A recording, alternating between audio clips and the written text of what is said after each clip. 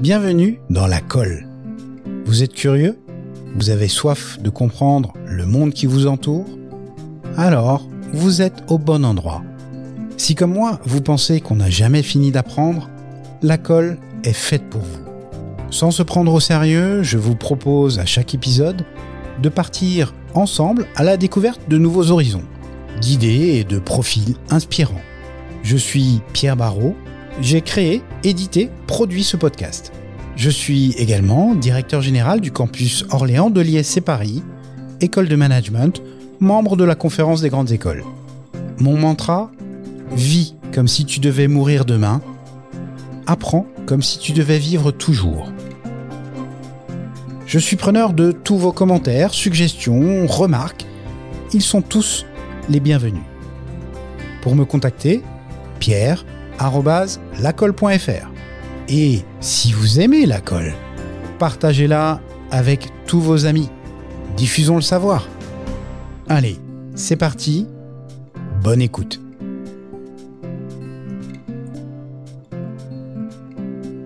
Chers amis de La Colle, bienvenue dans ce nouvel épisode. Aujourd'hui, on va parler marketing avec celui qui se qualifie lui-même d'éleveur de marque trop bien. C'est un gars, il a de l'humour, ça c'est certain, parce que quand on appelle sa boîte Citron Bien et qu'on veut faire du marketing, je pense qu'il y a quelque chose derrière. Donc, il me semblait intéressant d'aller converser avec lui. En plus, il a un prénom qui, moi, me plaît beaucoup. Salut Pierre. Salut Pierre. Ça va faire vraiment bizarre. Et donc oui, on va parler de marketing aussi parce que Pierre, tu as eu la bonne idée d'écrire un bouquin. Alors, il est reconnaissable entre tous parce que dans les échoppes, il est tout jaune. Donc, c'est le petit livre jaune ou le grand livre jaune, si on veut, de Pierre Dron qui s'appelle Remarquable. Et j'aime bien l'idée du petit livre jaune. C'est une super description. Je vais récupérer cette petite phrase dans ma promo. Merci. Écoute Pierre, justement, est-ce que tu peux nous en dire un petit peu plus sur toi ? Moi, juste avant ça, il faut que tu m'expliques un truc. C'est que tu as quand même fait un master de droit des affaires et tu deviens un expert du marketing. Alors, ce chemin-là, va falloir me l'expliquer. Mais vas-y, dis-nous un peu qui tu es. Alors déjà, je sais pas si je suis un expert. Je n'aime pas le mot expert parce que je considère que en fait, on n'est jamais un expert. On est toujours en phase d'apprentissage pour justement un podcast qui s'appelle La Colle et qui s'adresse, tu vois, à ceux qui souhaitent apprendre. Pour moi, on est toujours en phase d'apprentissage. Donc, je suis toujours en phase d'apprentissage et je me considère pas comme un expert, mais plutôt comme un explorateur.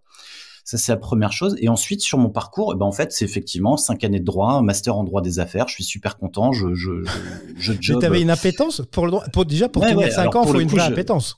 Non, exactement. En fait, pour moi, l'idée, et je pense qu'elle est toujours la même finalement, à l'époque du lycée, c'était de comprendre le monde dans lequel je vis. Et pour moi, le droit était un super moyen de, le comprendre, mais surtout de le maîtriser et de faire en sorte qu'on respecte les règles, respecte les lois. D'accord. Et donc, de faire du droit, c'était pour moi un super moyen de le faire. C'est juste que, en cours de route, je me suis aperçu que la vie, c'était aussi autre chose. Et j'ai découvert d'autres choses, et notamment par l'intermédiaire de ma femme. On s'est rencontrés tous les deux dans une agence de communication, ça s'invente pas. Elle était à la partie créa et moi j'étais je crée un service juridique en stage. Et en fait, j'ai découvert par son intermédiaire le cinéma d'animation, le milieu de la création au sens large.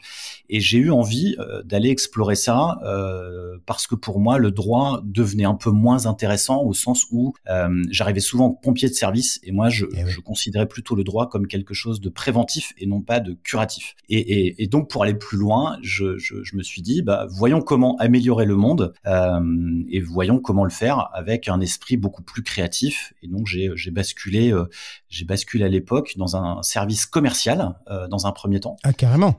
Ouais. Oui. En fait, mon idée, c'était de travailler dans la production de films dès le départ. Et pour moi, un producteur de film, c'est un mouton à cinq pattes qui est à la fois un juriste, un commercial, un gestionnaire, un financier, un DRH. Donc, j'avais la première patte de ce mouton, et qui était le juriste. Le commercial, je venais de l'avoir. Et puis, en fait, je me suis dit, je vais me constituer les autres. Sauf qu'en fait, il y a eu un événement assez fort qui m'a poussé à aller un peu plus vite que celui d'aller chercher les cinq pattes. Et donc, je me suis lancé assez rapidement dans l'aventure entrepreneuriale. T'avais une vraie appétence pour ça? C'est-à-dire, petit, tu te disais, tiens, je veux montrer ma boîte. En fait, moi, j'ai pas pas du tout. J'ai aucun entrepreneur dans mon environnement, et je me suis souvenu il y a pas très longtemps d'ailleurs que mon papa et mon oncle avaient souhaité un moment lancer une boîte, mais que ça a été ils y sont pas allés. Et en fait, je pense que j'ai le souvenir de ces longues conversations de comment on fait, etc., etc. Et en fait, je pense que ça a eu un impact inconscient sur moi, parce qu'aujourd'hui, j'accompagne les gens à se lancer, et j'accompagne les personnes qui n'osent pas ou qui ont envie de bouger les choses, de le faire. Mais sinon, j'ai absolument pas. Je viens d'un tout petit village au fin fond du Nord-Pas-de-Calais. Mes grands-parents étaient avaient une ferme, agriculteur, et mes autres grands-parents, c'était un artisan dans l'industrie textile. Donc, tu vois, deux milieux un peu complexe à développer. Et donc pas du tout. En fait, après, je me suis laissé porter, je pense, comme beaucoup, par ce qu'on nous dit de faire, même si moi, j'adorais le droit, j'adorais faire ça, mais je trouvais que ça avait pas de sens dans la façon dont on le faisait, quoi. Donc j'avais envie d'aller explorer d'autres choses. Après d'avoir ce background en droit, je pense que ça aide quand même dans plein de situations, notamment les situations d'entrepreneurs. Ouais, complètement. Alors en fait, ce qui est paradoxal, c'est que j'utilise pas forcément le droit aujourd'hui dans mon quotidien. Par contre, je dirais que de faire 50 droits et de faire tout le reste de travers, d'être out of the box, ça aide. Et surtout, en fait, plus sérieusement, ça aide surtout à avoir un cerveau structuré. Et c'est vrai que quand j'envoie des mails avec des bullet points, point 1, point 2, point 3, ou quand tu fais un bouquin, par exemple, de se dire, voilà, je veux un équilibre dans ce que je dis, c'est aussi, en tout cas, ça a été assez formateur, et je suis assez content d'être passé par la case droit, et je regrette absolument pas mon parcours. Au contraire, moi, je trouve que c'est une force pour moi aujourd'hui, et de montrer aussi que tout est possible. Même si au départ, il n'y a pas de volonté. En fait, la seule volonté que j'avais, c'était d'être moi-même et d'aller chercher ce que j'avais vraiment envie de faire moi, tu vois. Et donc, il y a 10 ans, tu montes Citron Bien. Ouais, exactement. Mais en fait, avant ça, je monte un premier espace de coworking à l'époque où on n'appelait pas ça du coworking, en 2005 à Valence. C'est CAM, là, c'est ça? Ouais, exactement. C'est un collectif. Alors en fait, même avant l'idée du collectif, en fait, moi je suis commercial, je viens de basculer, je viens de négocier mon départ. À l'époque, il n'y a pas de départ négocié. En fait, il n'y a pas encore de rupture conventionnelle. Ouais, il n'y a pas de rupture conventionnelle à l'époque, donc en fait, c'était un peu dur, mais bon, voilà, c'est la vie. Par contre, je négocie quand même un départ avec un joli chèque, parce qu'en fait, même si je bossais dans une boîte qui faisait du droit, tout n'était pas correct. Donc en fait, je suis parti avec un joli chèque qui m'a permis de voir venir. Et je me suis dit, c'est le moment pour moi de me lancer dans la production de films, et je vais apprendre les choses sur le tas, sur le terrain. Et puis, les rencontres ont fait que j'ai monté effectivement un collectif de réalisateurs de films d'animation sur la région. J'ai monté un espace de coworking. Et puis, petit à petit, on a commencé à bosser pour des clients à droite à gauche, dans l'industrie du disque, par exemple sur du clip. Et on a commencé à monter des projets. Et il y a 10 ans, effectivement, j'ai décidé de montrer ma propre structure, après avoir travaillé dans l'industrie du disque, puisque j'ai été manager d'artistes pour des musiciens, puis label manager, puis label manager. J'ai aussi travaillé dans l'industrie de l'événementiel, parce que j'accompagnais un artiste qui faisait des dessins en direct avec du sable, et ils étaient 3 dans le monde à faire ça. Donc en fait, j'ai fait un peu le tour du monde grâce à lui en classe business, et ça, c'était assez chouette. C'est difficile après. Par exemple, le truc qui te marque de ça? En fait, c'est d'avoir fait Pékin en moins de 48 heures. Voilà. Ouais. On est arrivé à Pékin, on a fait le lancement de la marque Infinity à Pékin, et on a fait le spectacle. Je suis arrivé, on a vu on a fait un petit tour rapide de Pékin, et on est reparti la tête complètement destroyée par le jet lag. Mais c'est un souvenir, moi qui suis un grand gourmand, un souvenir gastronomique assez fou. Voilà. Ok. n'aurais pas qualifié la Chine là-dessus, mais d'accord. Alors en fait, c'est vrai que en France, on connaît pas la gastronomie chinoise. Hein, et là, en fait, j'étais dans un restaurant pékinois, un restaurant du Tonkin, un restaurant. En fait, je maximisais ma présence sur place pour faire un maximum de restaurants. Et on avait le responsable de l'agence événementielle sur place qui nous avait invités. Et qui en fait effectivement nous a fait un super trip entre deux. Mais je connais bien ça. Il se trouve que mon épouse, que j'adore et que j'embrasse ici, parce qu'elle m'engueule toujours parce que je parle jamais d'elle dans les podcasts. Donc voilà, Virginie, je t'aime et c'est vrai qu'elle est chef de cabine principale sur Air France et en fait de temps en temps je l'accompagne et quand tu parles de maximiser une présence sur site, je comprends complètement. Ah ouais, complètement. Eh ben écoute, salut Virginie, je suis content de t'avoir sur le podcast. C'est gentil Pierre, ça va lui faire plaisir. Je t'accompagne quand tu veux dans tes voyages, quand tout se calme un peu à l'extérieur. Tu m'étonnes, c'est dur en ce moment, c'est vrai. Ouais. Donc 2011, alors c'est à la fois Citron Bien, boîte conseil en marketing, accompagnement en marketing. En fait, ouais. Alors au départ, Citron Bien, je me positionne puisqu'en fait avec le collectif, on travaille un peu partout dans le monde et on crée du contenu pour des marques à l'international. Et en fait, je décide de transformer ce collectif en société pour accélérer le mouvement. D'accord. Et en fait, on travaille sur ce qu'on appelle aujourd'hui du brand content, donc de la création de contenu, mais faire de la création de contenu, faire du brand content à Valence en 2010, c'était assez osé. C'est exotique, c'est exotique. Ouais, c'est exotique. Après, ce qui nous a permis de bosser avec Ford aux Émirats Arabes, de bosser avec Publicis au Danemark, Saatchi Océan Indien, la Banque de Riyad aux Émirats Arabes. Enfin, on a fait des trucs assez dingues. Et puis, assez rapidement, moi, j'étais à Valence. Je bossais via Skype parce qu'à l'époque, il n'y avait pas de Zoom, il y avait que du Skype. Et j'ai trouvé que ça manquait un peu de sens, ce que je faisais, parce que je voyais pas forcément le résultat. On faisait des films, on faisait du contenu, on faisait surtout du film en fait, du film d'animation notamment. Et je me suis dit, c'est dommage, je suis à Valence, qu'est-ce qui se passe autour de moi? Et j'ai commencé à m'intéresser à l'écosystème local.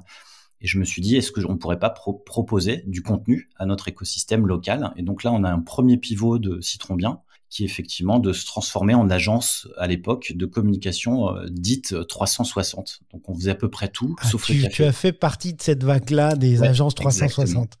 En fait, c'était assez logique dans le sens où venant du contenu, oui, on pouvait être spécialisé à faire du contenu et travailler avec l'international, mais dès l'instant où tu travailles avec le local, en fait, tu peux pas juste proposer du contenu, sachant que faire un film en 2010, 2011 pour une boîte en Ardèche ou en Drôme, tu vois, c'est loin d'être quelque chose d'évident.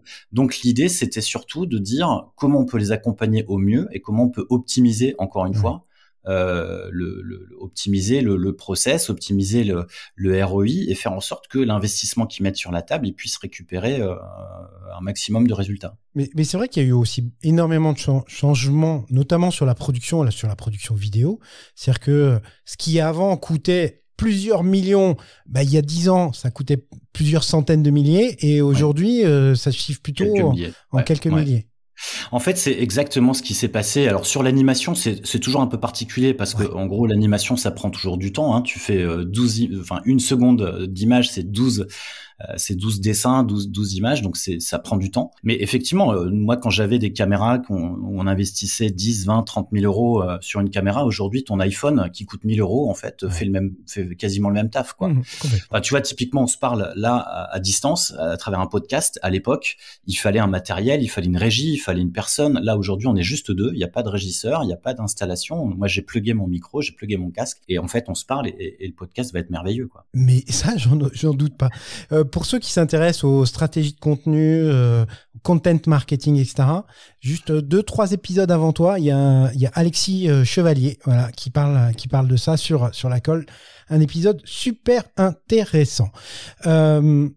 Donc, tu commences ton activité autour du marketing. Tes premiers clients, tu vas les chercher comment? En fait, c'est ça qui est paradoxal, c'est que je vais pas les chercher, c'est eux qui me trouvent. Donc, en gros, dès le départ, puisque à bosser avec des artistes, finalement, t'es exposé. ouais, t'es exposé, mais je pense que surtout l'idée pour moi, c'était de s'amuser, parce que à partir du moment où tu es exposé, en tout cas, tu vends du rêve en tant qu'artiste, bah, t'as plutôt intérêt à accompagner ce rêve. Et l'accompagner, ça veut dire donner à voir tout l'écosystème qui est autour. Par exemple, quand on avait ce groupe de musique que je manageais, on avait créé toute une web série autour de la tournée, et donc on voyait tout ce qui se passait entre les dates de concert, et ce qui fait que tu pouvais nous suivre à travers déjà une stratégie de contenu, mais qu'on n'appelait pas à l'époque une stratégie de contenu. Il n'y avait pas de web, enfin c'était le début des web TV, mais tu vois, voilà. L'idée pour moi, elle était simple, c'était de se dire, j'adore les bonus DVD, faisons des bonus DVD pour l'industrie du disque. Voilà, c'était aussi simple que ça. Et finalement, cette stratégie de contenu générait beaucoup de trafic autour du site de MySpace, etc. Et forcément, faisait que les gens nous appelaient. On pensait même que notre groupe était signé en major alors qu'on était totalement indépendant. Et en fait, j'ai appliqué... Ça rappelle un peu la stratégie d'Orelsan. J'ai regardé le documentaire. Exactement. Alors, j'ai pas regardé mais alors, pour la petite anecdote, ce qui est rigolo, c'est que j'étais en rendez-vous chez son éditeur pour essayer de trouver un deal avec un éditeur chez Warner. Ouais. Et Orelsan était en train de signer son contrat, la pièce juste à côté. Je suis passé devant lui et le mec m'a dit, l'éditeur à l'époque, Mathieu, m'a dit, mais ce mec, ça va exploser. Et tu vois, je me suis dit, ouais, ok. C'était un peu, tu vois, le type avec sa casquette.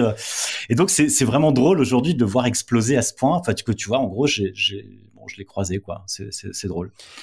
Alors, dans l'histoire de ta boîte, parce que j'ai écouté, tu as fait 2-3 autres podcasts, 2-3 interviews, etc. Dans l'histoire de ta boîte, avant d'arriver à aujourd'hui, il y a eu, comme qui dirait, un creux. Ouais. Ok. Et à quel moment je parle de creux alors? Justement, ça nous amène aussi au sujet du livre, c'est-à-dire que à un moment tu as réfléchi à ton positionnement et à ce que tu voulais être finalement.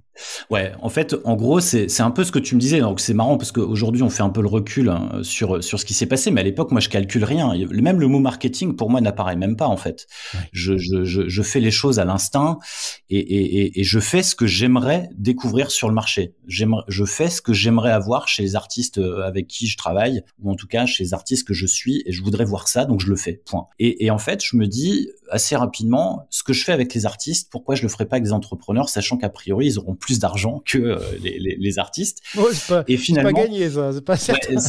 Bon, quand même un petit peu. Mais en fait, ce qui est drôle, c'est que c'est plutôt les entrepreneurs qui sont venus me chercher en me disant, tiens, là, vous avez une approche 360 sur la partie cinéma et on voudrait avoir ça sur notre société, sur notre projet.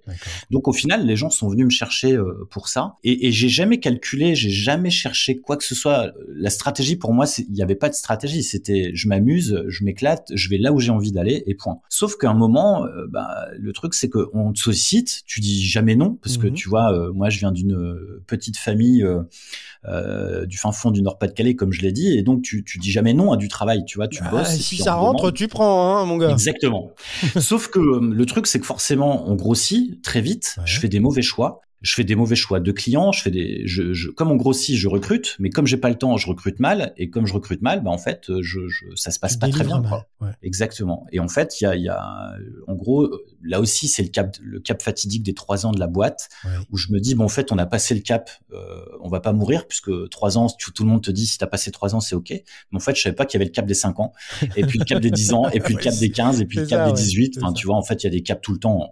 Et c'est vrai que la difficulté a été de se dire de pas avoir de stratégie, enfin d'y aller à l'arrache, enfin d'y aller à l'instinct en fait. Mais au-delà d'y aller à l'instinct et de faire des mauvais choix, je pense que ce qui a été plutôt une bonne chose, parce que jusque-là, tout ce que je faisais réussissait. Mes années de droit, mes projets dans la musique, dans l'industrie du disque, dans l'industrie de l'événementiel, dans le cinéma, ma boîte, tout marchait en fait. Tu vois, en gros, c'était, je suis le cul bordé de nouilles, tu vois, comme on peut dire, comme on disait à l'époque. Et là, il y a un petit grain de sable qui vient se mettre dans l'engrenage, et là, ça commence à partir en sucette. Et c'est là où finalement j'ai grandi. C'est là où j'ai découvert effectivement que qu'est-ce qui se passe si demain j'arrête ? Qu'est-ce que j'ai envie de faire vraiment si ma boîte s'arrête ?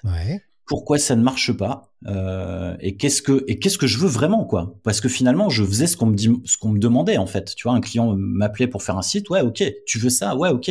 Tu veux, bah tiens, peut-être qu'on pourrait faire ça. Tiens, peut-être qu'on pourrait faire ça.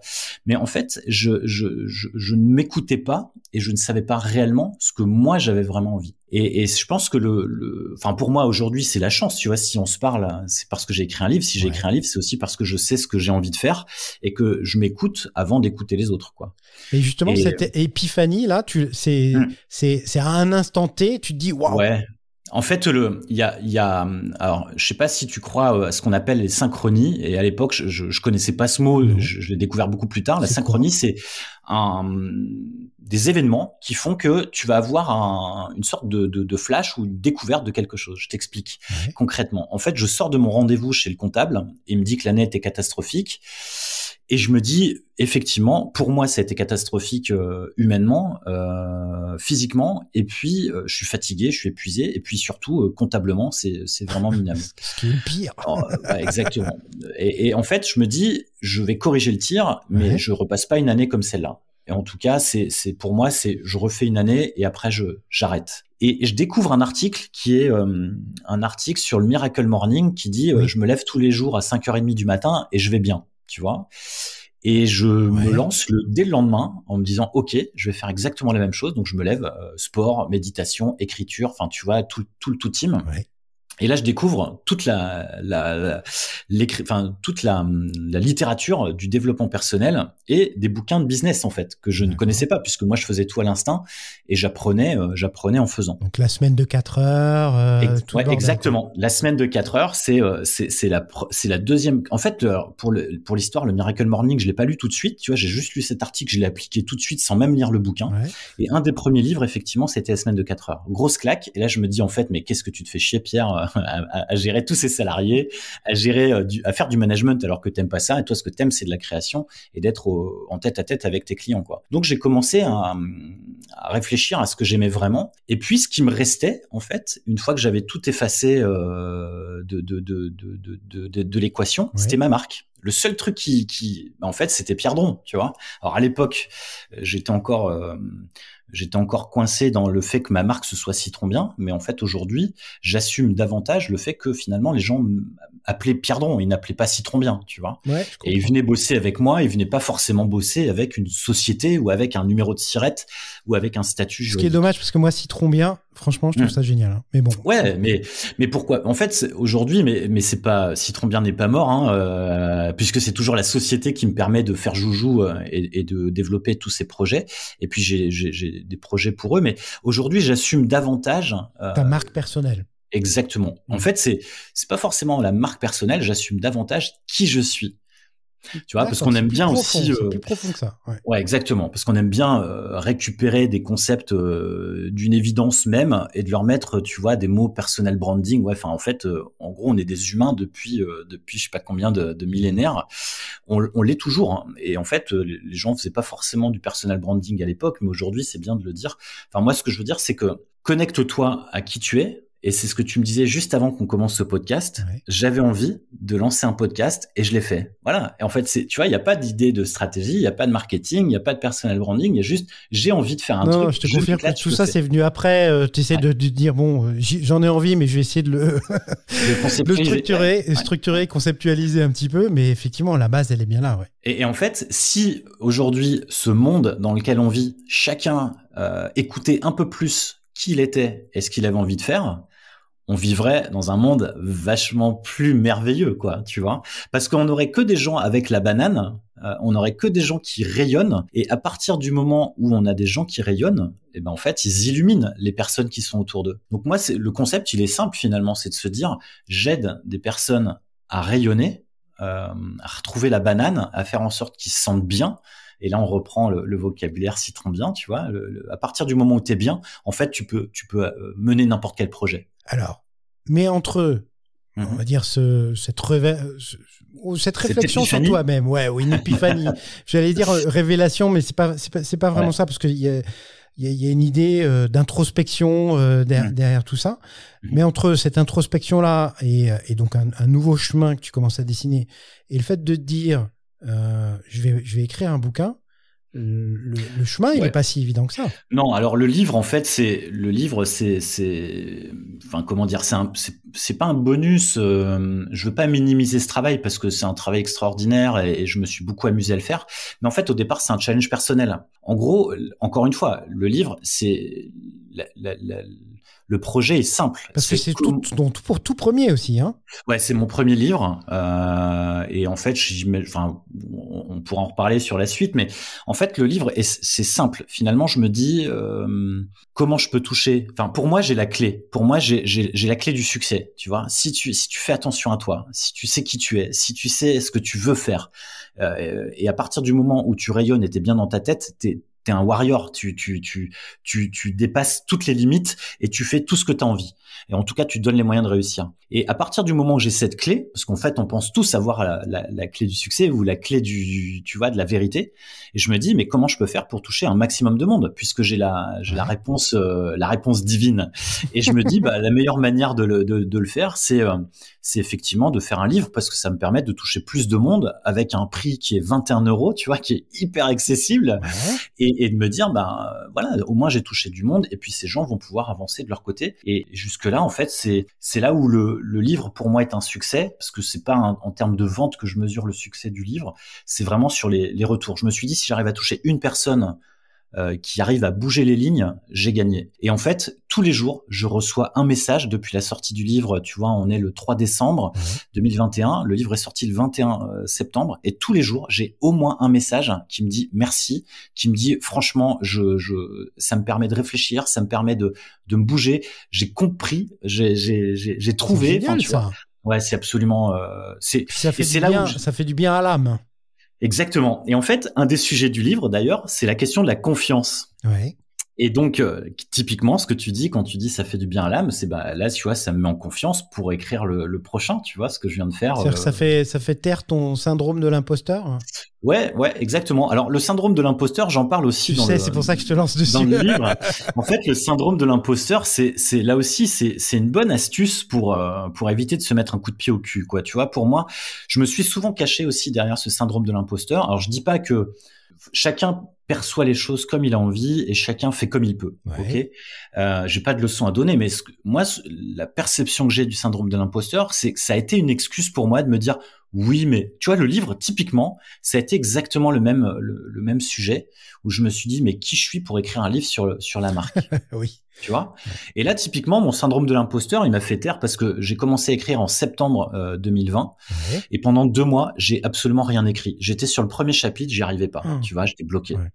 Parce que effectivement, qu'est-ce que Pierre va penser? Qu'est-ce que machin truc va penser? Qu'est-ce que expert X va penser? Qu'est-ce que expert Y va penser?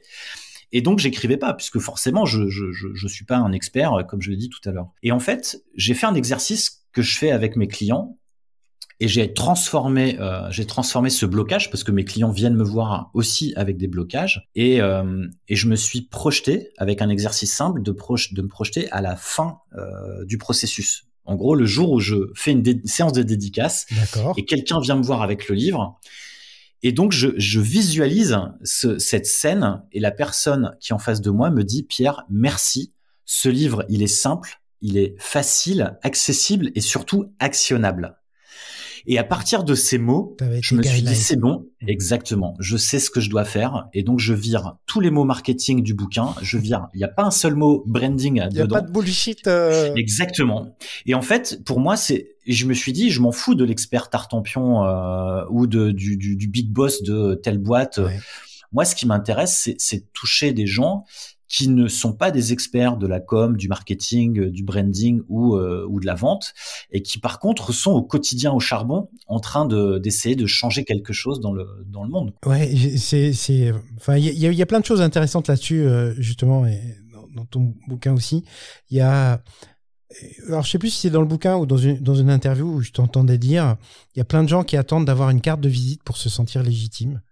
Ouais. Et je sais pas pourquoi, mais cette phrase, elle a eu plein d'échos en moi, en me disant, mais c'est vrai que c'est complètement con. C'est pas parce que tu as écrit un titre sur une carte de visite que tu es forcément légitime. Ouais.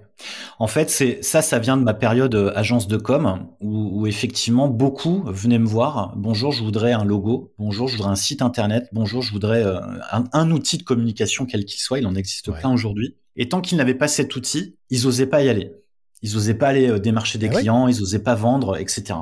Et en fait, j'ai vu tellement de boîtes se casser la gueule parce que effectivement, une fois que tu as ta carte de visite, il te faut autre chose. Tu vois, c'est comme une tétine pour un enfant. Et en gros, c'est si t'as pas, tu vois, si t'as pas cette tétine, en fait, tu pleures quoi. Et je pense qu'en fait, il faut arriver à désacraliser nos métiers du marketing et de la communication, de nous rendre beaucoup plus accessibles pour qu'on puisse toucher un maximum de monde. Et à partir du moment où on touche un maximum de monde, et ben en fait, tout le monde peut avancer.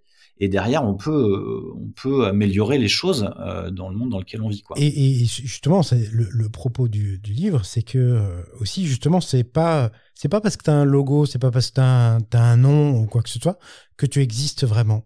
En fait, ce n'est qu'un élément d'un ensemble beaucoup plus gros. Ouais.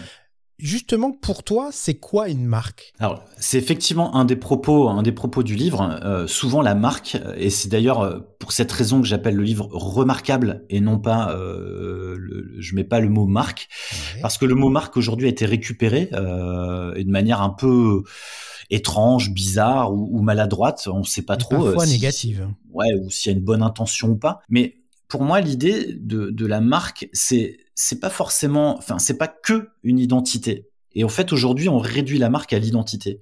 Et en fait, pour moi, il y a 4 piliers qui créent une marque unique, durable et rentable. C'est les 4 parties du livre. Il y a certes ton identité, c'est qui tu es. Qu'est-ce que tu es au fond de toi et donc qu'est-ce que tu véhicules dans ta boîte. La deuxième chose, c'est ton état d'esprit, tes valeurs qui vont créer ton état d'esprit et qui vont permettre de créer de l'affinité, de créer ce lien d'aspérité avec les personnes qui te ressemblent. Tu vois, si effectivement la valeur travail, elle est importante pour moi, je vais attirer des gens qui sont dans les mêmes valeurs. Ouais. Si au contraire, je suis dans l'enthousiasme, puisque c'est le nom citron bien, c'est trop bien, et ben effectivement, je vais attirer des gens qui, là aussi, sont positifs, optimistes et qui croient en l'avenir de notre monde. Donc ça, c'est premier point, l'identité, qui je suis. Deuxième point, c'est quel est mon état d'esprit, quelles sont mes valeurs. Troisième point, je l'ai dit tout à l'heure quand j'ai dit que j'avais foiré un peu, j'ai failli foirer ma boîte, c'est ma stratégie. Où je vais, si je sais pas où je vais, ben je vais nulle part en fait. Ouais. Et enfin le quatrième point qui est ce que j'appelle la tribu, la communauté, ton public. En fait, je parle du public dans le chapitre, dans la présentation de la partie. Et en fait, très rapidement, je bascule sur l'idée de la tribu parce que pour moi, l'idée c'est d'arriver. Justement, c'est quoi le distinguo entre public, communauté et tribu? Ouais. Alors, pour moi, le public, c'est large. Et en fait, on a ces fameux CSP+, on a ce fameux public, je m'adresse à tout le monde et je m'adresse finalement à personne. L'idée de la communauté, c'est de faire en sorte de créer des groupes, mais la communauté, elle peut être aussi perçue de manière négative, dans le sens où la communauté est pas toujours bienveillante. La tribu, c'est un endroit dans lequel, en fait, chacun discute les uns avec les autres. C'est un peu l'idée du feu de camp, dans lequel chacun se retrouve et pouvoir discuter les uns avec les autres. Et l'idée de la tribu, c'est encore plus fort parce que on n'appartient pas juste à une communauté.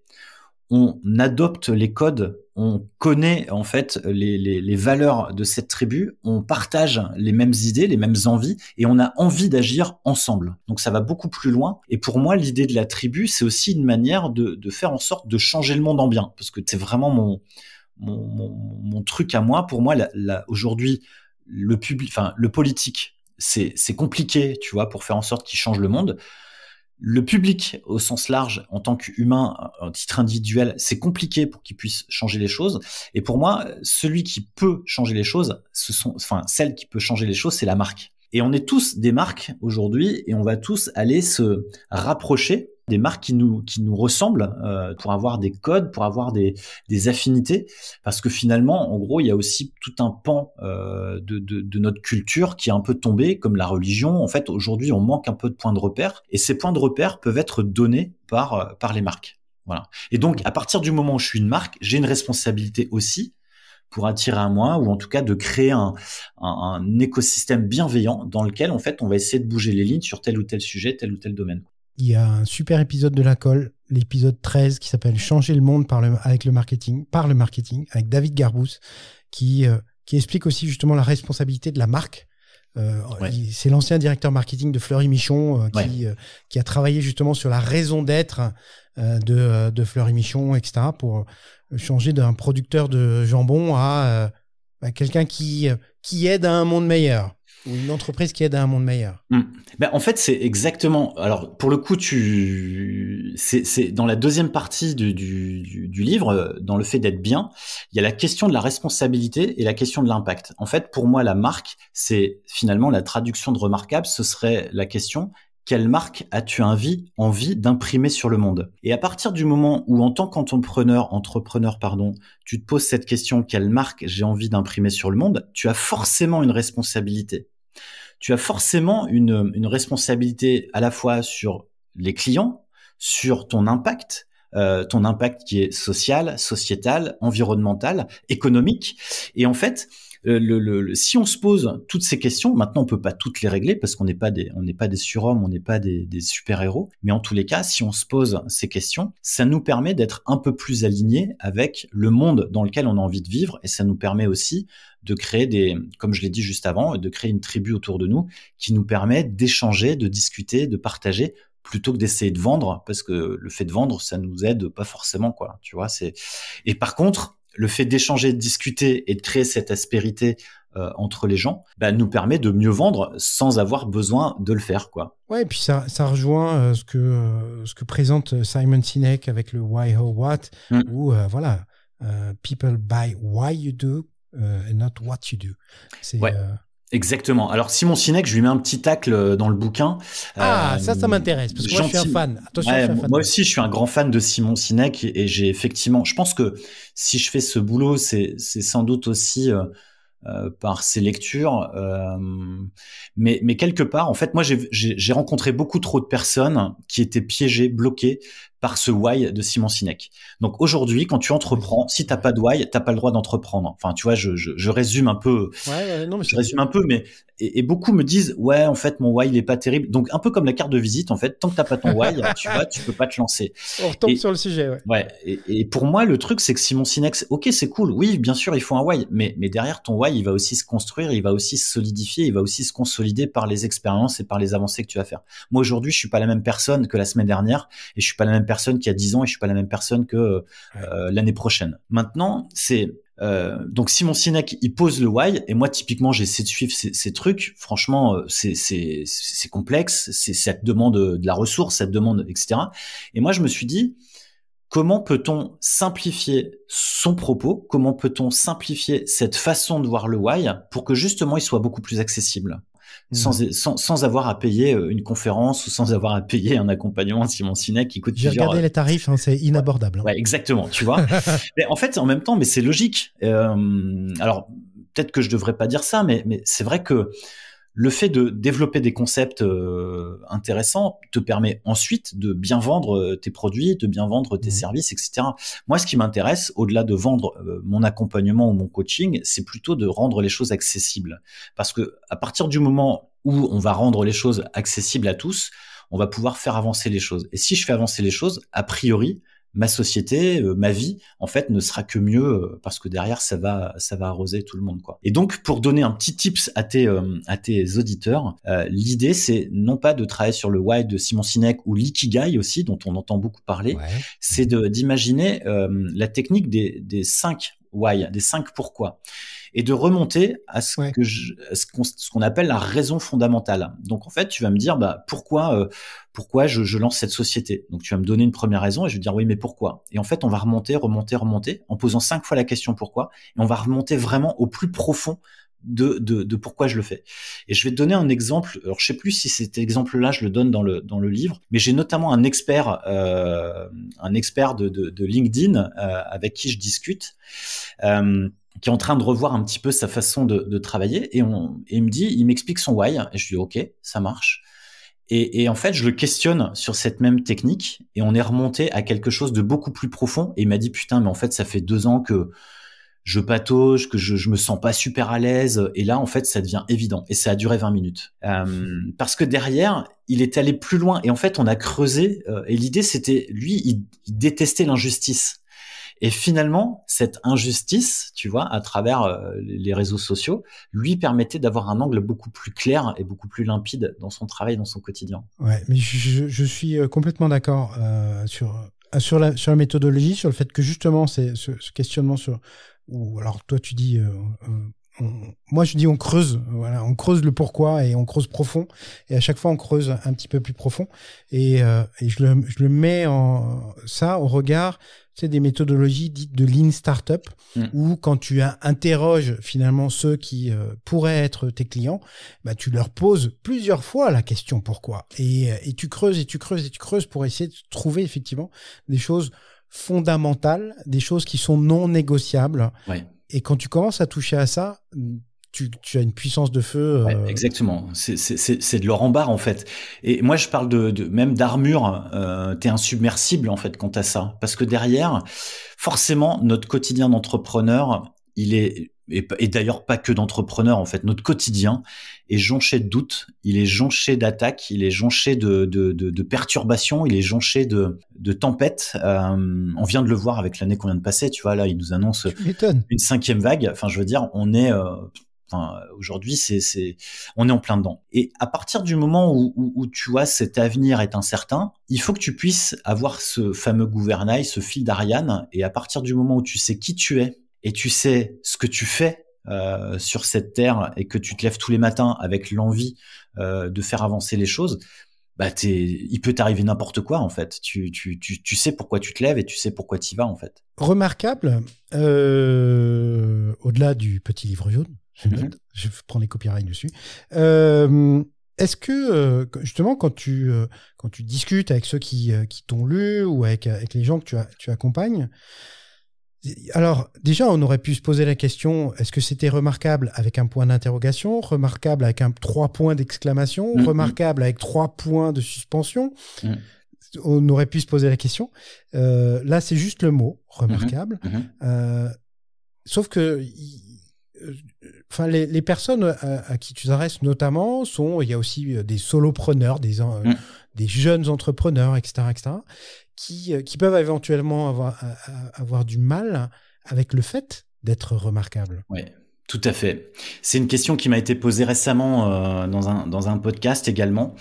En fait, pour moi, l'idée de remarquable, c'était déjà de me faire remarquer, parce que en librairie, tu vois, il existe beaucoup de livres.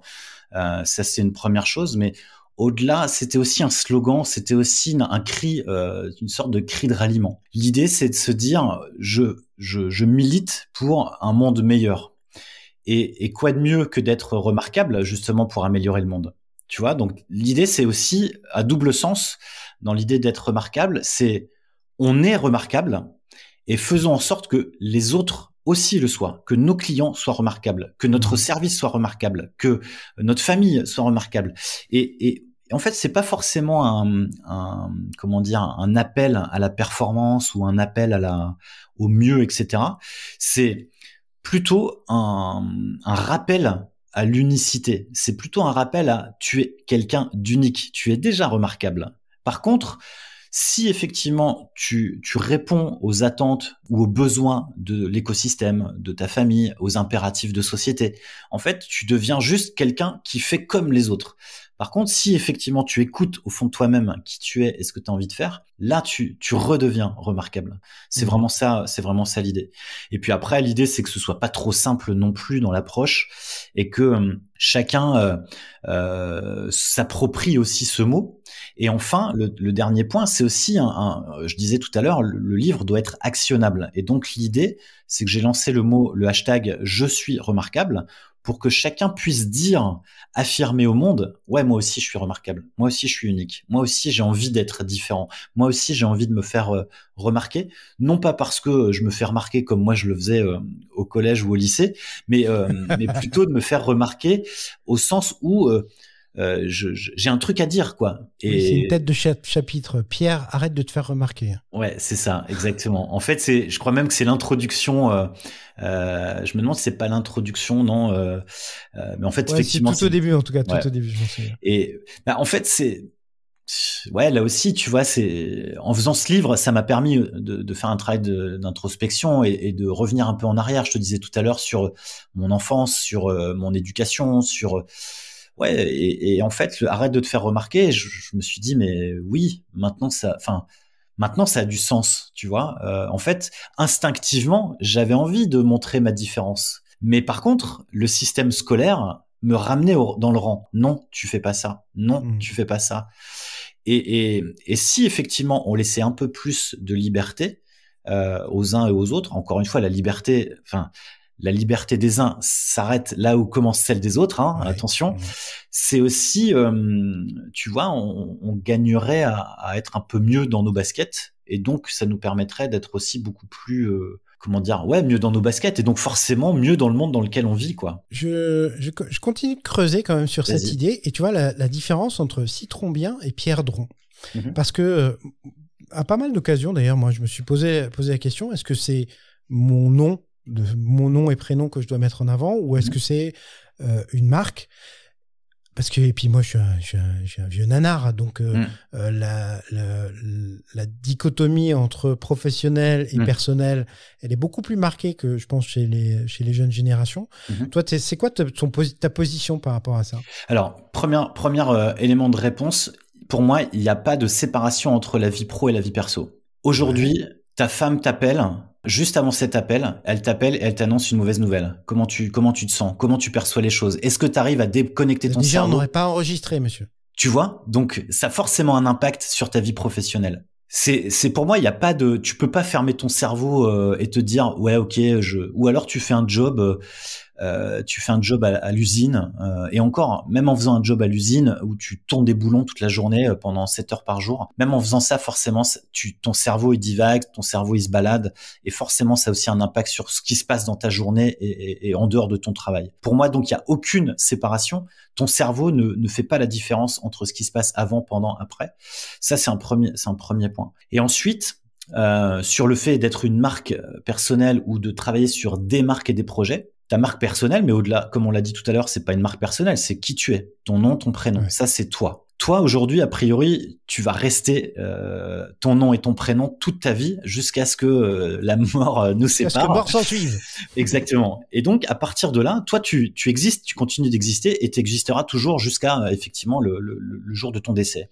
Par contre, ton projet, ce podcast, par exemple, lui, va peut-être disparaître. Et il va peut-être durer 1 an, 2 ans. Perdurer au-delà de ma mort, monsieur. Ouais, bah peut-être. Mais en fait, tu vois, à partir de lui, il va persister. Tu vois, il va continuer. Et cette marque, elle va continuer d'exister. C'est pour ça qu'on a des marques, tu vois, comme Michelin, qui existent depuis le siècle dernier, quoi. Et en fait, il y a pour moi 2 choses différentes. Il y a effectivement moi, et j'existe parce que je suis. Et ensuite, je peux créer des projets, je peux créer des marques qui, elles, vont soit vivre parce que je les fais vivre, ou soit disparaître parce que j'ai envie d'arrêter, parce que ça m'intéresse plus. J'ai plus envie de faire du crochet, ou j'ai plus envie de faire du scrapbooking.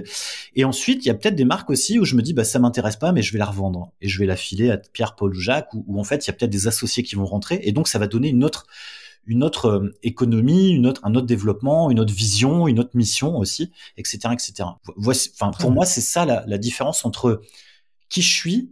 Et je dis souvent, en fait, à mes clients, qui tu es, ça changera pas. Et quel que soit le projet de vie, si demain tu es dans la tech, et si après-demain tu vas élever des chefs dans le Larzac, et si après-demain tu veux travailler dans le médical, bah c'est possible en fait. Et par contre, toi, tu seras toujours ton nom et ton prénom. Je te rejoins assez sur ce genre de choses. Puis moi, j'ai une approche qui est de me dire, il faut que mes collaborateurs soient heureux. Pas heureux que dans leur boulot, mais je pense que c'est une des responsabilités économiques de l'employeur de faire que c'est à côté, dans leur vie perso, on aide à ce qu'ils soient heureux. Pourquoi ? C'est très cynique, parce qu'un collaborateur heureux est un collaborateur productif.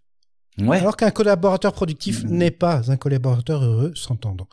Donc, tu vois, il y a un vrai intérêt, même pour ton entreprise, à avoir des collaborateurs heureux. Ouais, ça c'est les aider dans ce sens-là. Ça c'est un peu le discours pour permettre aux vieux schnocks du siècle dernier de s'y mettre, tu vois. Mais en fait, pour moi c'est d'une évidence même. Mais je pense qu'en fait on est aussi de cette génération où en fait on nous a dit qu'il fallait aller bosser, qu'il fallait faire ceci, qu'il fallait faire cela. Aujourd'hui, peut-être que les nouvelles générations ont plus ces impératifs de société, et peut-être qu'elles ont plus besoin. Et c'est justement pour ça d'ailleurs que, en fait, et puis en fait, on nous a dit, il faut faire des études, il faut bosser pour avoir un boulot et pour pas être au chômage. Sauf qu'en fait, c'est pas vrai, tu vois, c'est pas parce que t'as fait des études que t'es pas au chômage ou que t'as pas de boulot, quoi. Par contre, aujourd'hui, on leur fait plus à l'envers à cette nouvelle génération. Et donc, cette nouvelle génération qui arrive, elle se dit, mais moi, quitte à aller bosser, autant que je kiffe, quoi. Et tant mieux, parce que si à partir du moment, en fait, c'est aussi une manière de voir. Quand j'avais des collaborateurs dans l'agence de communication qui étaient Citron Bien, je demandais pas qu'est-ce que tu sais faire, mais plutôt qu'est-ce que tu veux faire. Parce que je travaillais pas sur la technique, je travaillais pas sur la technicité ou le savoir-faire, je travaillais sur l'envie. Qu'est-ce que tu as envie de faire? Et à partir du moment où tu as envie, en fait, mais tu te dépasses. Ouais. Et c'est là où tu es meilleur. Et t'as pas besoin forcément d'être bon. Par contre, à partir du moment où tu as envie de le faire, tu vas te donner les moyens d'y arriver. Et je pense que c'est aujourd'hui, avant tout, cette notion de plaisir. Et à partir du moment où tu kiffes ta vie, tu kiffes ton travail, mais ça se ressent dans ton travail. Là, typiquement, j'ai reçu un appel avant la pause du déjeuner d'une administration pour l'activité cinéma. En fait, on a créé des livres et en fait, j'ai envoyé une facture à cette administration parce qu'ils ont acheté 4 livres. Tu vois, il y en a pour 32 €.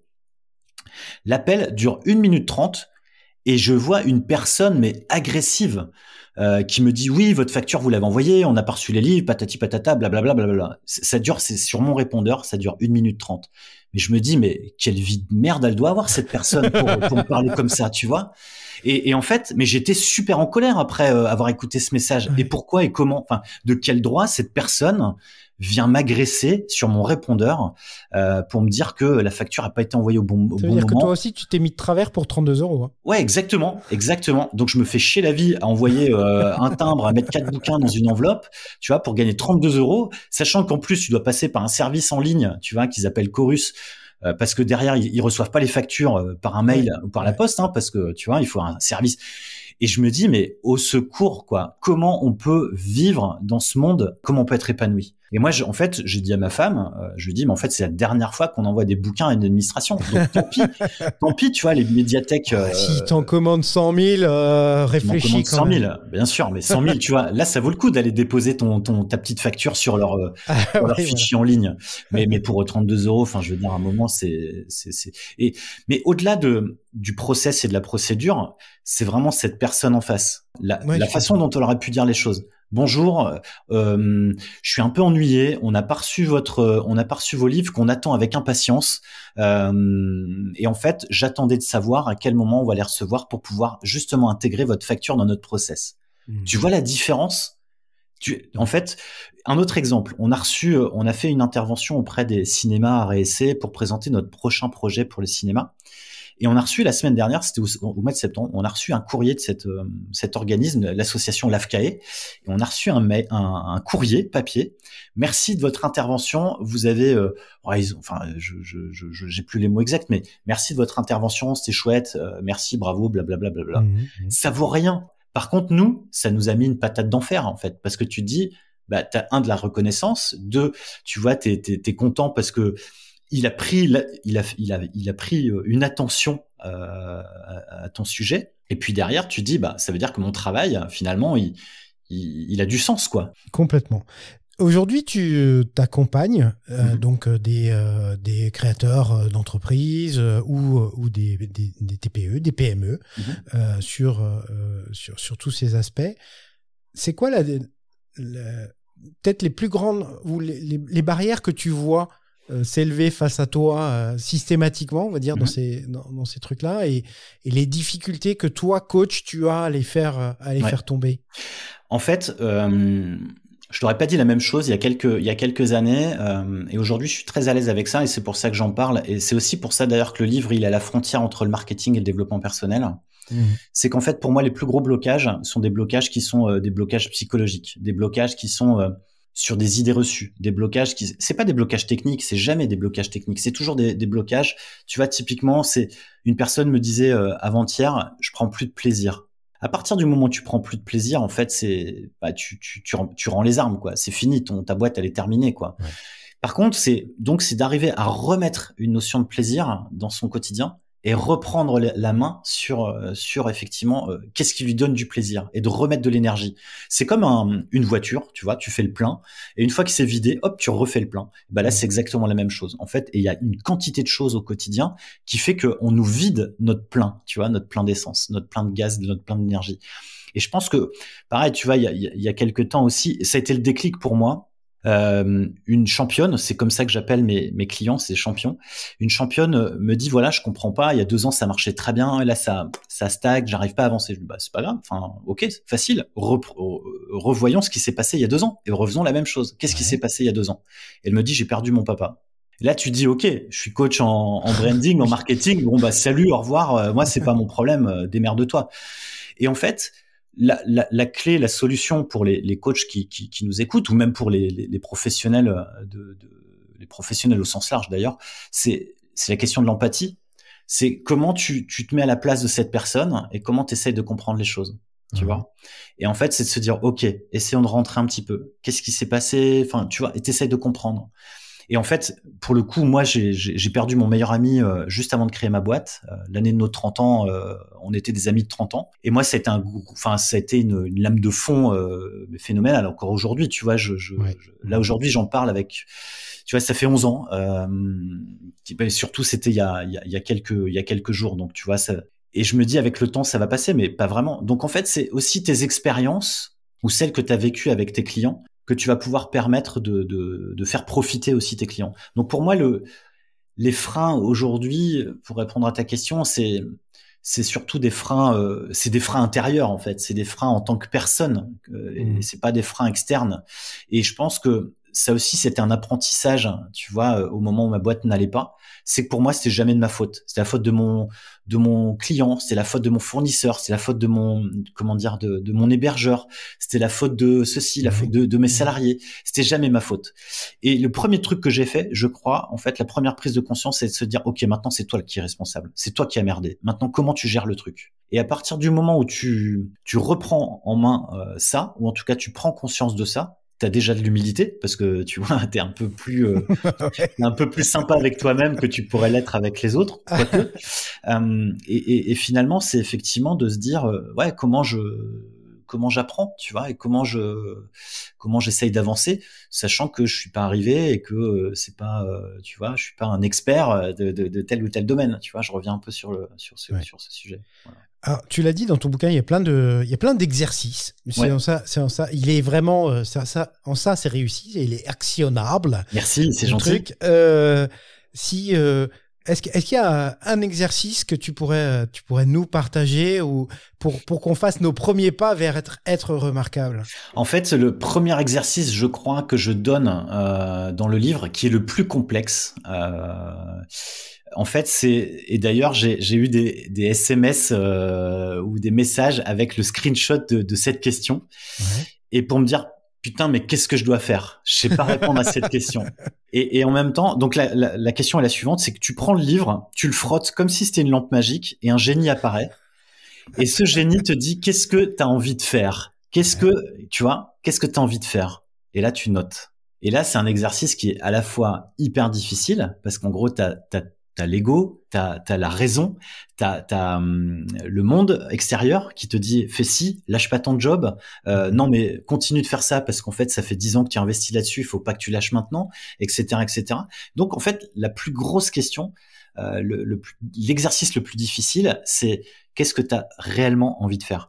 Mais la bonne réponse, c'est qu'en fait, il y a un livre complet pour t'aider à trouver la solution. Et effectivement, la réponse que j'ai donnée à ces personnes qui m'ont screenshoté cet exercice, c'est de dire pas de panique. Et d'ailleurs, c'est ce que je dis tout de suite en dessous de la question. Pas de panique, le livre est là pour t'aider à avancer. Et en fait, c'est effectivement de se questionner. Qu'est-ce que je kiffe faire? C'est une question intéressante parce que c'est une question qui t'amène à dire, bah finalement, si justement on parlait de barrières. Si toutes les barrières explosent, si elles sont plus du tout là, et un peu comme quand tu te disais, ok, si tout foire, si tout plante, etc., qu'est-ce qui reste? Là, on se met dans une configuration un petit peu comme ça où tout devient possible. Finalement, qu'est-ce que tu veux? Exactement. Il y a un autre exercice que je propose aussi, qui est un peu dans la suite de ce que tu viens de dire. Ta boîte ferme demain, où en fait tout s'arrête. qu'est-ce que tu fais? Ou ta boîte redémarre à zéro, tu te relances, qu'est-ce que tu fais réellement? Est-ce qu'on ferait les choses de la même manière? Et moi, c'est la question que je me suis posée, effectivement, quand on était une agence 360, on faisait de la vidéo, du web, du print, on faisait même de la création événementielle, et on faisait même du jeu interactif ou du serious game. Et en fait, je me suis dit, mais qu'est-ce que j'ai envie de faire moi? Moi, j'avais juste envie d'aider mes clients. J'ai pas forcément envie de faire du film, du jeu, du print, des logos, des sites internet. Moi, ce que j'avais envie, c'est juste de les aider et en fait de les écouter et de leur dire, OK, c'est quoi ton problème? Très bien. Voyons comment on peut régler la chose. Et pour moi, la marque était un moyen d'avoir une vision encore plus globale que l'agence 360, parce que tu vois, finalement, je vais encore plus loin. Et aujourd'hui, je m'appuie sur 3 piliers sur l'accompagnement. Il y a un pilier qui est effectivement la notoriété. Qui m'appelle? Pourquoi? Comment? Et au bon prix. Donc c'est effectivement toute la question sur la marque et la notoriété, qu'on m'appelle pour la bonne raison. Ouais. Il y a un aspect qui est un aspect business, parce que si t'as pas l'aspect business, en fait, tu disparais, t'existes pas. Donc c'est qu'est-ce que je vends, à qui, combien. Et ensuite il y a un aspect qui est pour moi un aspect plus du développement personnel, ou plutôt un aspect d'organisation. En étant organisé, en mettant en place des process, en faisant en sorte de te sentir bien, tu gagnes du temps. Et si tu gagnes du temps, à la fin de l'année, tu gagnes de la marge. Donc, tu es rentable. Et si tu es rentable, tu es durable. Tu vois, donc il y a vraiment ces trois axes, ces 3 piliers que j'ai essayé de retranscrire, mais pas de manière frontale dans le livre. Mais je te donne pas mal de clés, en tous les cas, sur effectivement comment tu peux t'organiser, gagner du temps, ou en tout cas te sentir bien à l'aise dans ton projet. Alors après, une question très pragmatique. Mm-hmm. Tu me réponds pas. T'as le choix de pas répondre. Mais comment tu t'es démerdé pour que ton livre soit partout? En tout cas, d'un seul coup, je l'ai vu apparaître partout. Et en fait, c'est ce qui a provoqué d'ailleurs mon invitation, c'est que à un moment, j'ai vu passer le fameux petit livre jaune dans les stories Instagram de Caroline Mignot, qui a un podcast qui s'appelle Marketing Square, sur lequel d'ailleurs tu es intervenu. Et puis j'ai vu ça dans plein d'autres stories. Comment t'as fait? En fait, le truc, c'est que c'est pas une tactique, c'est pas, tu vois, c'est justement, c'est tout le pouvoir de la marque. C'est qu'en gros, c'est un travail, finalement. Pierre Dron, il a 41 ans, et que forcément, il est dans l'écosystème depuis 10 ans. Donc derrière, il crée des connexions, il a des relations. Alors Caroline, on se connaissait pas, tu vois, typiquement, mais je sais pas comment elle a récupéré le bouquin. Et après, c'est, comment dire, déjà il y a le travail de l'éditeur, dont c'est le métier, tu vois, de placer ton livre en librairie. Et puis après, alors là-dessus, pour être tout à fait franc, c'est gentil que tu me dis ça, parce que j'ai quelques doutes, moi, sur le fait justement qu'il y ait eu un coup d'accélérateur très fort. Enfin, moi, je suis arrivé au moment de la promo, j'étais complètement rincé par les corrections, par tout ce qu'il y avait avant le livre, et j'ai l'impression d'avoir été un peu mou du genou là sur ce sujet. Mais par contre, typiquement, d'un point de vue marketing, j'ai peut-être pas forcément été super fort, mais ma marque m'a sauvé. C'est ce que tu me dis. En gros, les gens ont parlé de moi, et je pense que le livre, il touche vraiment, et c'est là où je pense que ça marche, et c'est peut-être un truc qui m'a dépassé, c'est que forcément les gens sont touchés, et s'ils sont touchés, ils en parlent. Donc je pense que c'est comme ça, tu vois, qui a fait que il y a cet effet bouche à oreille qui a été activé. Et puis après, il y a aussi des petites choses. Si tu as le livre sous la main, forcément, je te pousse aussi à agir, et je te demande de... Puis t'as Anne-Sophie Pic en préface, c'est pas mal ça. Ouais, c'est pas mal. Après, est-ce que dans le monde de l'entrepreneuriat, c'est ce qui permet de vendre le livre? Je sais pas. Mais en tous les cas, c'est quelqu'un qui pour moi avait du sens. Et en fait, le livre, c'est aussi un livre sur le sens qu'on a dans notre vie et dans notre vie d'entrepreneur. Et pour moi, en fait, il y avait pas d'autres personnes possibles pour cette préface. Et puis elle a dit oui, donc c'était parfait. Mais pour moi, il y avait plusieurs choses. Un, c'est une femme, et la plupart de mes clients sont des femmes. Et je pense que les femmes sont sous-représentées dans l'écosystème entrepreneurial, et moi j'avais envie de remettre un petit peu ça en lumière. Et puis ensuite, il y a aussi ce côté artisanal, hein. Le côté de, je prends des objets simples, je prends des produits simples et j'en fais des choses, je le transforme en or. Et ça, c'est la capacité que chacun a de prendre n'importe quel produit de matière première et de le transformer en or. Ensuite, il y avait aussi le fait que Anne-Sophie, elle a fait une école de commerce. Elle est pas chef, tu vois.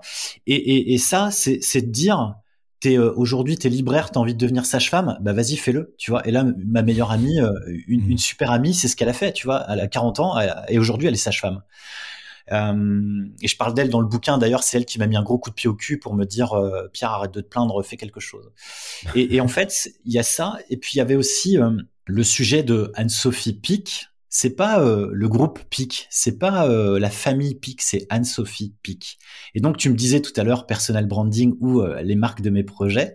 Bah là, typiquement, c'est aussi un bon exemple de dire c'est la personne qui a développé sa marque et c'est elle qui existe. Et demain, si elle veut monter un food truck, ce qu'elle a fait, elle le fait. Si elle a envie de monter un business une épicerie, elle le fait, elle l'a fait. Tu vois, et on sait pas ce que demain elle va pouvoir développer. Mais tout ce qu'elle va développer, elle va le développer sur son nom et tout sera cohérent parce que c'est son nom et c'est elle. Même son resto s'appelle La Maison Pic. Hein. Voilà. Oui. Alors ouais. Pour ceux qui ne connaîtraient pas Anne-Sophie Pic, hein, c'est la seule femme chef française à détenir un 3 étoiles au Michelin. 3 étoiles, ouais. Et c'est la chef la plus étoilée au monde, 8. Surtout. Ouais. 8 étoiles au Michelin, c'est pas mal, ça pose. Et puis après, c'est aussi ce qui me plaisait aussi, quand tu vois, c'est la chef la plus étoilée au monde et elle est de Valence, tu vois, elle est pas parisienne. Il y a aussi ce côté, tu vois, de dire, t'as pas besoin d'être dans un écosystème startup, tech, média, parce que c'est germano-pratin. Tu vois, si t'es pas parisien, tu peux pas réussir. Bah si, en fait, c'est possible. Enfin, tu vois, c'était plein de messages subliminaux pour dire allez-y, foncez. Non, mais c'est bien puisque oui, et tu as raison, c'est complètement dans le sens de ce que tu développes après dans le bouquin. Donc c'est parfait. Aujourd'hui, toi, comment tu continues à apprendre? Puisqu'on l'a dit, c'est un des trucs qui nous réunit. Tu vois, la baseline de la colle, c'est apprends comme si tu devais vivre toujours. Et je pense qu'on est câblé pareil sur ce truc-là. Comment t'apprends aujourd'hui, toi? En fait, moi, j'apprends des autres. Je suis pas des formations. Enfin, j'en ai suivi, mais je suis souvent un peu déçu. J'apprends au contact des autres. Tu vois, typiquement, j'ai été donner mon livre, offrir mon livre à des entrepreneurs qui m'inspirent sur la région. Et j'ai pris du temps pour discuter avec eux, quoi, tu vois, pour voir un petit peu. On parlait d'Anne-Sophie Pic à l'instant. Elle travaille avec son mari et Anne-Sophie et David, qui travaillent en couple, m'inspirent beaucoup. Et donc j'ai été discuter avec eux pour voir quel était le next move, tu vois, comment ils voient le monde d'après. Et en fait, je comprends aussi des choses et j'apprends en fait ce qui va se passer. Maintenant, c'est pour moi l'apprentissage, c'est une grosse frustration parce que il y a plein de choses que je ne sais pas. Et donc c'est hyper frustrant. Maintenant, comme je l'ai dit, j'essaye de me limiter aux choses qui m'intéressent et puis j'essaye d'aller explorer des choses. J'écoute, je lis, je rencontre. Donc j'écoute effectivement des podcasts, je suis des émissions en live ou YouTube. Je lis pas mal et puis quand je me sens vraiment happé, peut-être que je prends des formations, mais j'essaye de plus me faire avoir parce que souvent les formations c'est un peu l'arnaque. Aujourd'hui, si on veut te contacter, le plus simple c'est LinkedIn. Exactement, ouais. LinkedIn, Instagram, et puis après il y a pierredron.com, mon site, et puis il y a mes coordonnées, voilà. Je suis assez accessible et il y a même des personnes sur Instagram qui me disaient, je suis assez halluciné. C'est vraiment vous qui me répondez. Je dis, bah déjà on se dit tu, parce que dans mon livre je te dis tu, donc en fait il y a pas de raison que tu me vous vois ou que je te vous vois maintenant. Et oui, c'est moi qui te réponds. Et pour l'instant, j'ai pas réussi à prendre à mon chien. Manager. J'ai pas réussi à prendre à mon chien à taper avec mon iPhone. Tu vois, il fait des griffes sur l'écran, donc ça marche pas. Mais non, ouais, en fait. Et il y a notamment une personne hier qui m'a dit, mais comment vous faites? Ben, je sais pas. En tout cas, je fais. Et puis après, voilà quoi. J'essaye de répondre à tout le monde. En tout cas, dès l'instant où quelqu'un prend du temps. C'est exactement ce que tu évoquais. Si t'es dans le plaisir. Et que c'est à 22h, que tu es sur ton canapé, mais que c'est du plaisir, ben voilà. Ouais, c'est ça. Après, c'est parfois un peu fatigant, tu vois. Typiquement, hier, j'ai mis en place, j'ai lancé une série qui s'appelle Bien, qui est mon quotidien d'entrepreneur en 1 minute ou presque. Et Ah, et on entend le chien derrière. Ouais. Celui qui tape pas au téléphone. Exactement. Donc là, il envoie des SMS aux personnes qui sont en train de passer devant la maison.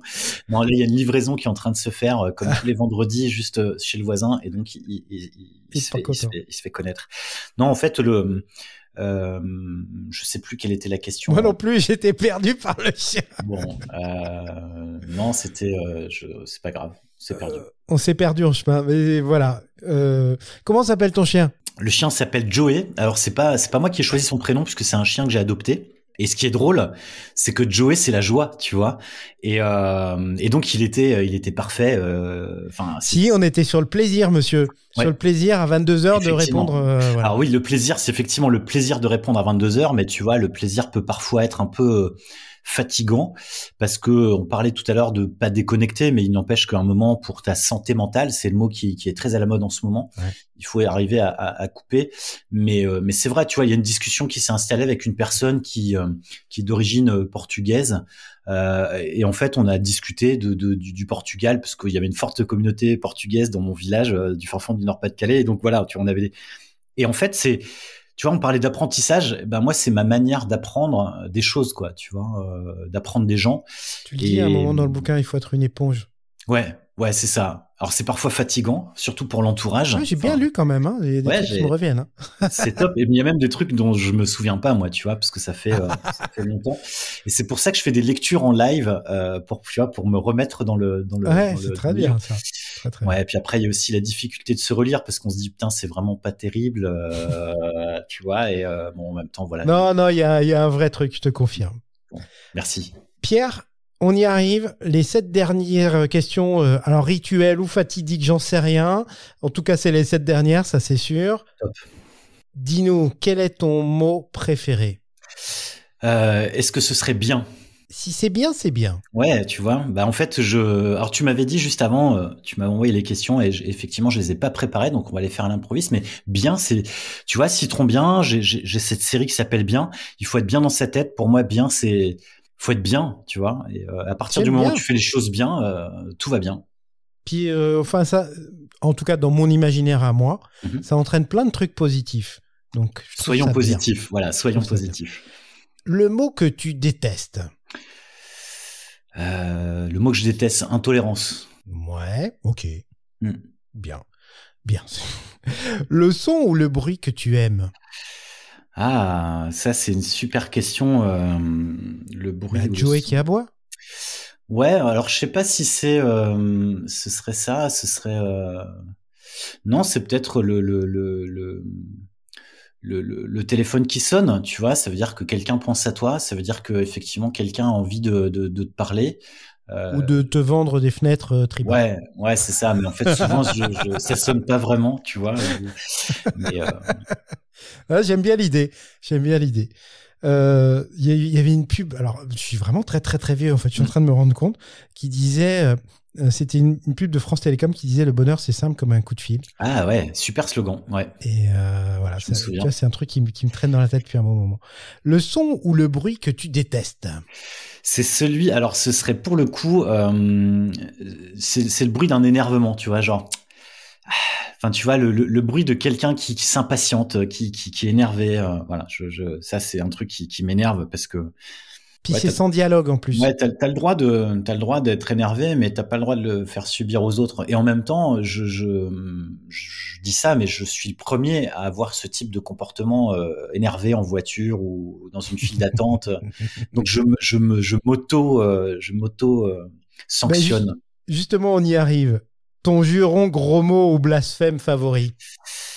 Ouais, je sais pas si on peut le dire. Est-ce qu'on a le droit de dire des gros mots? En même temps, j'en dis. On est sur un podcast, on dit ce qu'on veut. Ouais, moi, je pense que merde, tu vois. Et d'ailleurs, on parlait de mon chien. Tu vois, quand on dit merde, le chien rapplique.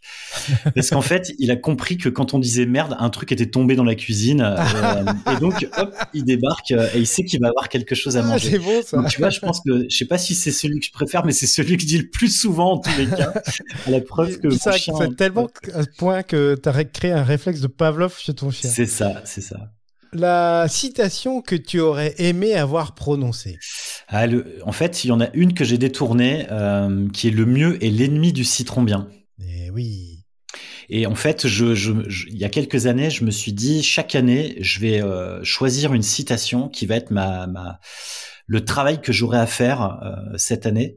Et le premier, c'est effectivement la première citation que j'ai utilisée en me disant qu'il fallait effectivement que je le disais à mes champions et à mes championnes, mais je me l'appliquais pas forcément. J'étais très exigeant avec moi-même et l'idée c'était de lâcher prise un peu. Et aujourd'hui, ça va un peu mieux, mais le mieux et l'ennemi du citron bien, c'est assez génial. Et typiquement, la citation, tu vois, que j'ai cette année, elle est sur ma gauche là. C'est la meilleure façon de prédire l'avenir et de le créer. C'est Lincoln, voilà. Ça aussi, j'aime beaucoup. Ouais, j'adore ça. Si Dieu existe, qu'aimerais-tu, après ta mort, l'entendre te dire ? Eh ben, j'aimerais bien qu'il me dise trop bien. Ça, tu vois, ça voudrait dire que voilà, je vais pouvoir lui rendre la vie un peu plus sympa. Non, j'aime bien. Puis tu vois, tout ça a une certaine constance. Ouais, donc, une cohérence. Ouais, j'essaye d'être cohérent. En tout cas, elle est drôle cette question. C'est pas forcément la question qui. Alors, ce qui est drôle, c'est que je redécouvre une forme de spiritualité en ce moment.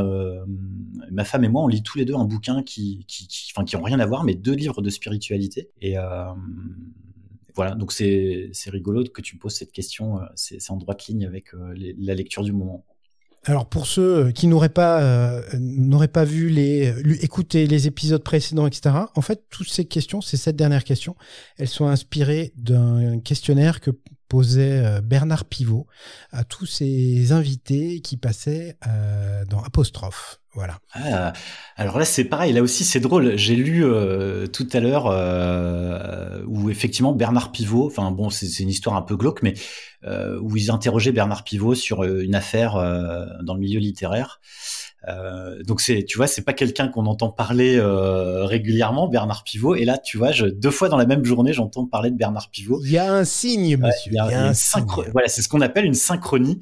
Donc il faut peut-être que j'aille revoir un peu les émissions de Bernard Pivot pour justement mieux promouvoir mon livre, peut-être. Ouais, bah, peut-être, c'est vrai. Et il y a un best-of de ce questionnaire d'ailleurs qui met en ligne par Lina. C'est ça qui m'avait donné l'idée à la base. Pierre, il me reste à te remercier énormément de ce temps que tu nous as accordé. Je remettrai tous les liens sur tout ce qu'on a évoqué, et y compris un lien vers le livre, vers ton site, dans les descriptifs de l'épisode. Donc allez-y, n'hésitez pas à les cliquer.